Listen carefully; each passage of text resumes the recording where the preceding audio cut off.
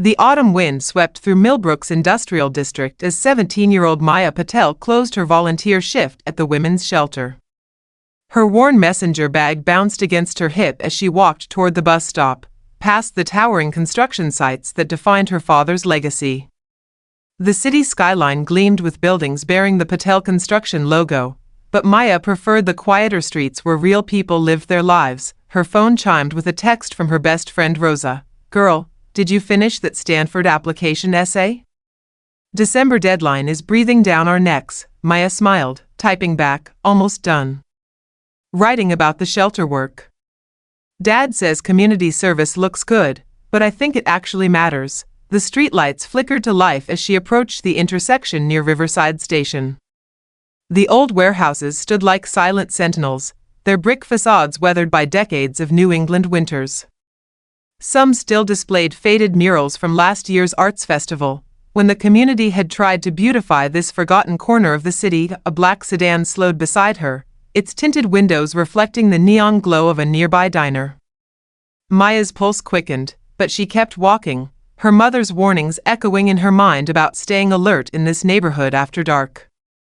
"Excuse me, miss," called Detective Raymond Marsh, rolling down his window. His partner, Detective Lisa Torres, sat rigid in the passenger seat. "We need to have a word with you." Maya stopped, her grip tightening on her phone. "Is everything okay, officers?" "Step over here, please," Marsh said, his tone carrying false authority as he emerged from the vehicle. His expensive watch caught the streetlight, unusual for a city detective's salary. "We've had reports of drug activity in this area." "I'm just walking to the bus stop," Maya replied, keeping her voice steady as her father had taught her. She discreetly activated her phone's recording app, a precaution learned from too many news stories. Detective Torres circled behind her while a third officer, Captain Bradley Hunt, emerged from a second vehicle that had appeared seemingly from nowhere. His massive frame cast a long shadow under the street lamp. "Lot of attitude for someone walking through a known drug corridor," Torres observed, her voice sharp with manufactured suspicion. "What's in the bag?" "School books and volunteer materials from the women's shelter," Maya explained, slowly reaching for her identification. "I have my student ID right here." "Fancy bag for a volunteer," Marsh commented, examining her leather messenger bag with obvious disdain. "Where'd you get the money for that?" "It was a gift from my grandmother for my birthday," Maya said, producing her Millbrook High School ID with trembling fingers. Captain Hunt approached, his heavy boots echoing on the asphalt. "Everything under control here?" "Just having a conversation with this young lady about respecting authority," Marsh replied, never taking his eyes off Maya. Across the street, Mrs. Rodriguez from the corner market had stopped sweeping her stoop. A group of construction workers heading home from their late shift slowed their pace, phones appearing in hands as the scene unfolded. "I've shown you my ID, and I've answered your questions," Maya said firmly, though her mouth had gone dry. "I really need to catch my bus home." "That mouth is going to get you in trouble," Torres warned, stepping closer. The circle of officers tightened around the teenager. Someone in the gathering crowd called out, "Leave her alone. She's just a kid. Back away." Hunt barked at the onlookers. "This is official business." Maya felt her world tilt as confusion and fear overwhelmed her. "I haven't broken any laws." "Obstruction of justice," Torres announced with grim satisfaction. "Always making excuses." The crowd's voices grew louder, angry shouts mixing with urgent pleas for reason. Hunt cracked his knuckles menacingly while Marsh's hand moved to his nightstick. Maya stood her ground despite every instinct screaming at her to flee. Her phone remained clutched in her palm, still recording everything. Then Hunt's baton struck her shoulder with a sickening crack. Maya cried out, stumbling backward as Torres grabbed her wrist, twisting it until she dropped her phone. The device skittered across the pavement, its screen cracking against the curb. "Stop resisting," Marsh shouted as he struck her again, this blow catching her ribs and sending shooting pain through her chest. Maya's knees buckled as she fought to breathe. Blood trickled from her split lip as she gasped, "Please." I'm not resisting. Mr. Santos, an elderly construction foreman with silver hair gleaming under the streetlights, broke from the crowd. This is assault. You're attacking an innocent girl. Hunt spun around and shoved the old man hard. Santos fell backward, his hard hat clattering across the concrete. Other workers surged forward until Torres pulled out her taser, forcing them back. Anyone else want to interfere with a police investigation? She snarled. They dragged Maya to their sedan, her head striking the doorframe as they shoved her into the back seat. Through the window, she could see Mrs. Rodriguez cradling Mr. Santos while others pressed close with their phones still raised, still bearing witness. The officers climbed in, congratulating themselves on their performance. The engine roared to life and they sped away from the scene, leaving behind a crowd of shaken witnesses and one broken phone. At the Millbrook police station, Maya sat in an interrogation room, her body aching from the assault. Detective Marsh paced while Torres reviewed paperwork with theatrical precision. Let's go through this again, Marsh said, his voice dripping with fake concern. You were in a known drug area, carrying suspicious items, and you became combative when we tried to question you. That's not what happened, Maya replied, her voice hoarse but determined. Everyone saw what really occurred. They were recording everything. Torres laughed, a harsh sound that echoed off the concrete walls. Funny thing about civilian videos, they have a way of getting corrupted or lost. Technical difficulties, you understand. She held up her own device, showing Maya the screen. Just like our body camera footage seems to have malfunctioned tonight. Equipment failure happens. Maya's heart sank, but she forced herself to speak clearly. I want my phone call. Of course, Marsh said with mock generosity, sliding an old landline across the metal table. One call. Make it count. Maya dialed her father's private number with shaking fingers. It rang once before a familiar voice answered. Maya? It's past 9, where are you? Dad, she whispered, tears finally breaking through her composure. I'm at the police station downtown. They hurt me, Dad. They what? The temperature in Raj Patel's voice dropped to absolute zero. Who hurt you? What happened? 3 officers stopped me after my volunteer shift. They said I was in a drug area, but Dad, I was just walking to the bus stop. They hit me with batons and arrested me for resisting, but I didn't resist. The whole neighborhood saw. Listen to me very carefully, her father interrupted, his voice carrying a steel she'd never heard before. Don't sign anything. Don't admit to anything. Don't say another word until I get there. Do you understand? Yes, but Dad, how can you? I'm calling in every favor I have, sweetheart. The mayor owes me for the new city hall project, and half the city council members got their jobs because of donations from our construction union. This ends now. Time's up, Torres said, reaching for the phone, but not before Maya caught a glimpse of her father's face on the screen during a video call. His features were twisted with a fury she'd never witnessed. Daddy's going to save the day? Marsh mocked, raising his voice to sound childish. Hate to break it to you, princess, but Daddy can't help you now. You're in our world. But outside the station, black SUVs with government plates were already pulling into the parking lot. The station's front doors exploded inward as federal agents in tactical gear swarmed inside, led by Assistant Director Patricia Chen of the FBI's Civil Rights Division. This is a federal intervention, she announced, her voice cutting through the chaos. Everyone remain exactly where you are. The desk sergeant jumped to his feet, confusion written across his face. What's the meaning of this? We're investigating civil rights violations under federal jurisdiction, Chen replied coldly. Where is Maya Patel? Detective Marsh stepped forward, his earlier confidence evaporating.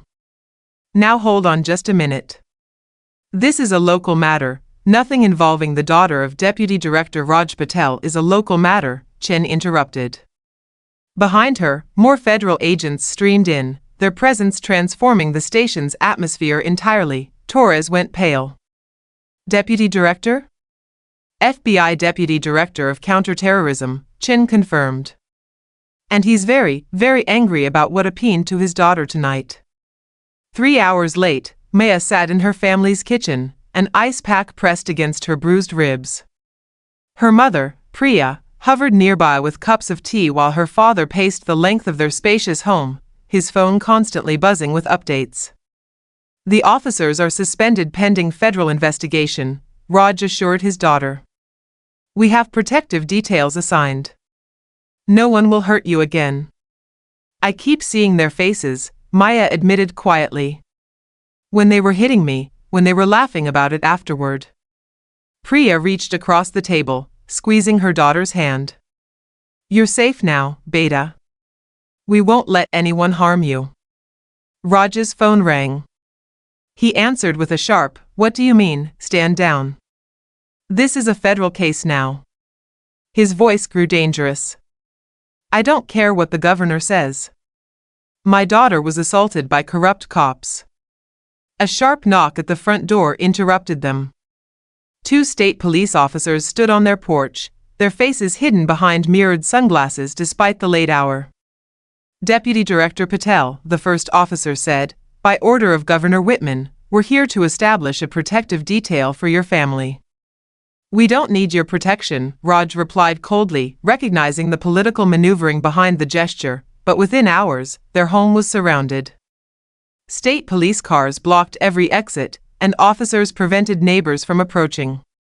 When Mrs. Kim from next door tried to bring them dinner, she was turned away at the property line.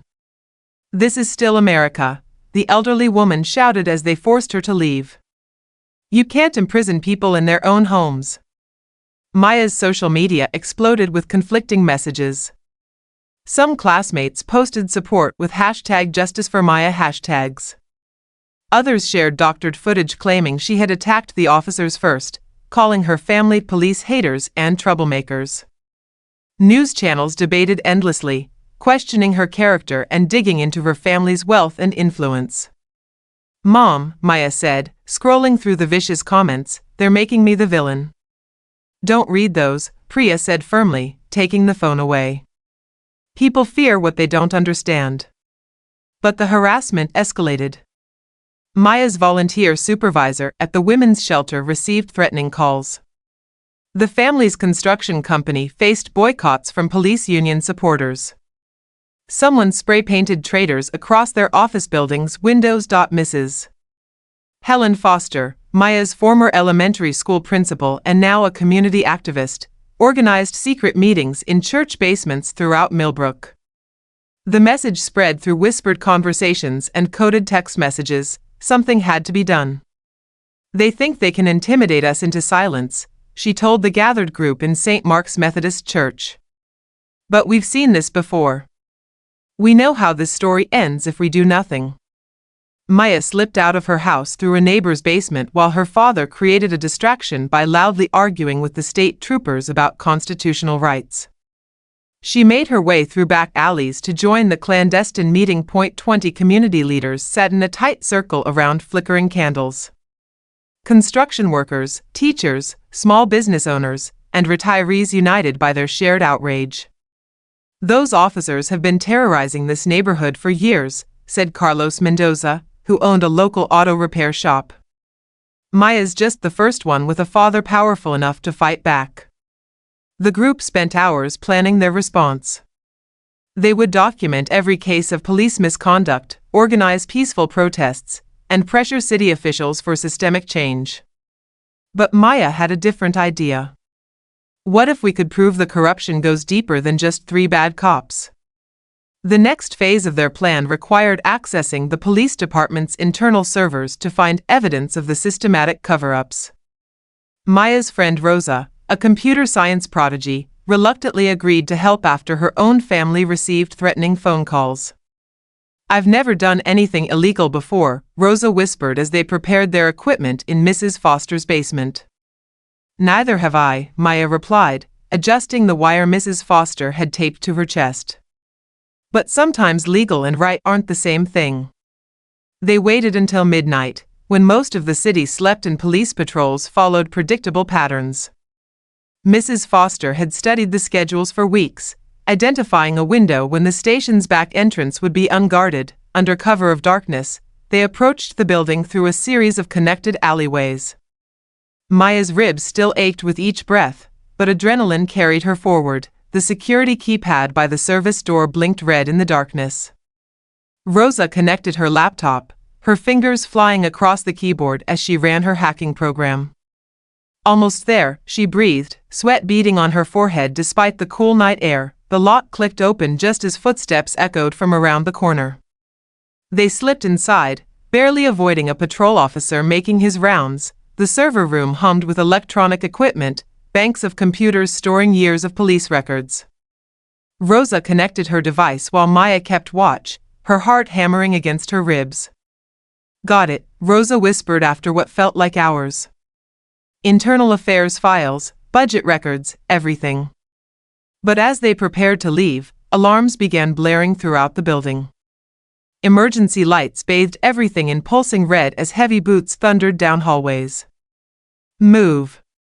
Maya shouted, but officers appeared at both ends of the corridor, trapping them. Captain Hunt smiled coldly as he approached. Well. Breaking and entering, computer crimes, and conspiracy. This just keeps getting better." A gunshot cracked through the air. Rosa screamed, blood spreading across her shoulder as she collapsed. Maya caught her friend, both of them crumpling to the floor. "The back exit." Rosa gasped through clenched teeth. "Go." Maya dragged her injured friend toward the emergency door, bullets sparking off metal fixtures around them. They burst outside into the cold night air, where Mrs. Foster waited with her car running. "Hospital," Rosa whispered as they sped away. "But the files, did we get them?" Maya clutched the flash drive Rosa had pressed into her palm. "We got them." The morning brought devastating news. Rosa's family had disappeared overnight, leaving their house empty except for a single message spray-painted on the living room wall: "Snitches get stitches." Maya sat in a safe house across town, her injured friend recovering in a private clinic while federal agents analyzed the stolen data. Her father studied maps of the city, marking police checkpoints and safe routes in red ink. "This has to end," Raj said quietly. "They're destroying everyone who tries to help us." Mrs. Foster burst through the back door, her eyes bright with urgent purpose. "The mayor's calling an emergency town hall tomorrow night. Claims he wants to address community concerns and restore peace." "It's a trap," Maya said immediately. "Maybe," the older woman agreed. "But it's also our chance to show everyone what we found." They spent the rest of the day planning their final gambit. The town hall would be broadcast live on local television, giving them a captive audience if they could get the evidence on screen. Rosa, her arm in a sling but her determination unshaken, worked on hacking the auditorium's display systems. "I can override their presentation for about 3 minutes before they regain control," she explained. "That's your window." 3 minutes to change everything, Maya murmured. The Millbrook Civic Center buzzed with tension. Hundreds of residents filled the auditorium. Mayor Davidson took the stage with Captain Hunt and other police officials flanking him, projecting an image of authority and control. "We're here tonight to address recent events that have divided our community," Davidson began, his voice carrying over the restless crowd. "It's important we remember that our police force serves and protects all citizens." Maya and Rosa slipped in through the service entrance, using Mrs. Foster's knowledge of the building's layout to reach the audiovisual control booth. Security was focused on the main entrances, allowing them to move undetected. "On my signal," Rosa whispered, her fingers poised over her laptop keyboard. On stage, the mayor was building toward his carefully prepared defense of the police department.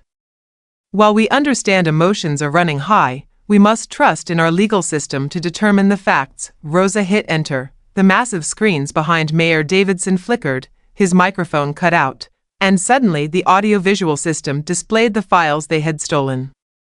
Police reports with falsified details, budget allocations for surveillance equipment used to harass minority businesses, and internal memos discussing problem citizens who needed to be discouraged. The audience erupted. Gasps of shock mixed with angry shouts as the evidence played out in undeniable detail. Captain Hunt rushed toward the control booth, but Mrs. Foster and a group of community volunteers blocked his path. 3 years of systematic harassment. Maya's voice came over the sound system as she commandeered a microphone. 3 years of falsified reports and intimidation tactics. This is what they tried to cover up. More damaging documents flashed across the screens, records of evidence tampering, witness intimidation, and connections to local criminal enterprises that paid protection money to corrupt officers. Hunt fought his way toward Maya, but the crowd had become a living barrier. Construction workers, teachers, parents, and teenagers linked arms to protect her, forming human chains that stretched across the auditorium. A teenager in a varsity jacket tackled an officer reaching for his taser. A grandmother in her Sunday dress blocked another with her cane raised high. Years of suppressed anger and fear exploded into collective action. Federal agents suddenly burst through the main doors, their badges gleaming under the auditorium lights. Raj Patel strode in behind them, flanked by Department of Justice officials and FBI investigators. Federal agents, his voice boomed through a megaphone. Everyone remain calm and step away from the officers. Captain Hunt sneered even as handcuffs clicked around his wrists. This won't stick. We have friends in high places. Had friends, Raj corrected coldly. Past tense. Your protection just ran out. 6 months later, Maya stood at the podium of the same civic center, but everything had changed. The auditorium now displayed banners reading Community Justice Initiative and Millbrook Forward Together.